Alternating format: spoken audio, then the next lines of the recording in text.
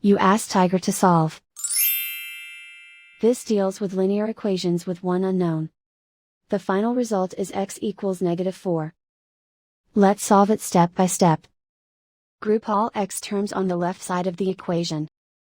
Subtract x from both sides. Group like terms. Simplify the arithmetic. Group like terms.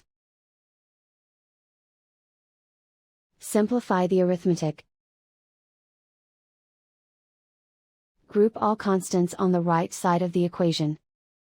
Subtract 5 from both sides. Simplify the arithmetic.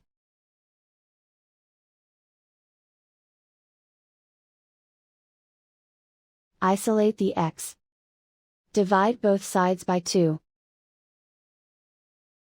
Simplify the fraction. Find the greatest common factor of the numerator and denominator. Factor out and cancel the greatest common factor. And so the final result is x equals -4.